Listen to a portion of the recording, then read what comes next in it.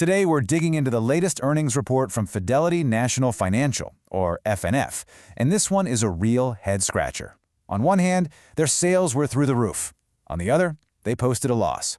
So how on earth does that happen? Let's get into it. Right. This is the central mystery we're going to solve today.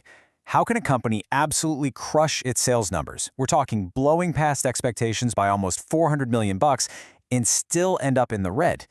It sounds completely contradictory, but trust me, the answer is hiding in the details. Okay, first up, let's look at NFF's fourth quarter report card. It's really a story of the beat versus the miss. And here it is, side by side. It's so simple, but it tells the whole story. On the left, total revenue, all the money coming in the door, was a huge beat. But on the right, you've got earnings per share. You know, the bottom line profit? That was a miss. So what happened between the top line and the bottom line? And when we say a beat, we mean a massive beat. FNF brought in over $392 million more than anyone predicted. That's a huge deal, and it tells you that demand for what they do is incredibly strong. But then, you see this. Even though their adjusted earnings were solid, they still fell 10 cents short of what analysts were hoping for. That miss is what caused all the head-scratching. To really get it, we've got to look at the two main parts of their business. First, let's talk about their booming title business. You have to understand, this is FNF's core engine. And in the fourth quarter, it was absolutely firing on all cylinders. And you can just hear the confidence from the CEO Mike Nolan in this quote. Even with a pretty tough real estate market out there, he's calling the results outstanding. Now, he gives all the credit to his team, but as you'll see, there's a super efficient, tech-driven machine at work here too. And this number right here, this proves it, a 17.5% adjusted pre-tax title margin. That's basically how much profit they're squeezing out of their title services before taxes. And believe me, that is an industry-leading figure. It just shows you how incredibly profitable this core business is. So what's their secret sauce? Well, their commercial business was on fire, they kept a super tight lid on expenses, and they are cashing in on years and years of investment in tech. For example, their in-here platform is now being used in 80% of their residential sales. 80%! Okay, so that's part one. Now for the other huge piece of the FNF story, F&G. That's their insurance business. And here, the big move wasn't just about profits. It was a really clever strategic play designed to unlock a ton of value for shareholders.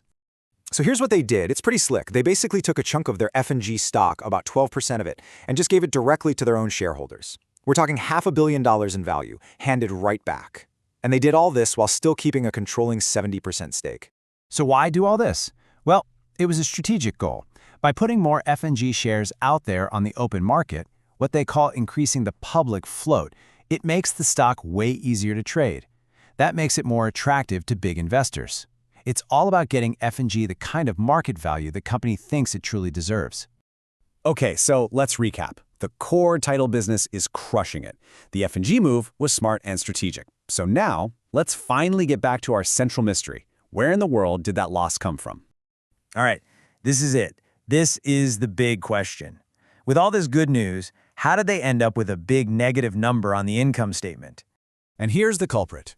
It all comes down to a single line item on the books, a $471 million non-cash tax charge. And what triggered it? You guessed it, that F&G share distribution we were just talking about. Now, it's absolutely crucial to understand what this is, a non-cash deferred tax liability.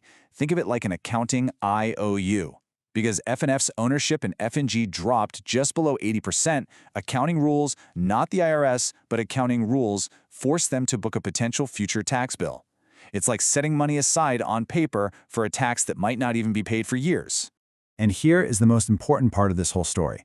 Not one single dollar of actual cash left the company. This charge had zero impact on their day-to-day business, their operations, or the money in their bank account. It is purely an accounting thing. And this is where it all comes together. Look at this. On the left, you see the official reported loss of $117 million. That includes that massive paper charge. But on the right, that's the number that tells the real story. When you take out that non-cash charge, you see the adjusted earnings. You see a highly profitable company that actually generated $382 million. That's the reality of their operations.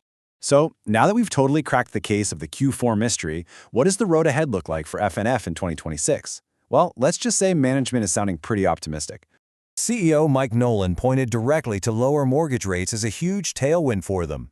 He thinks this is going to drive a lot more home buying activity, which, of course, is the lifeblood of their core title business.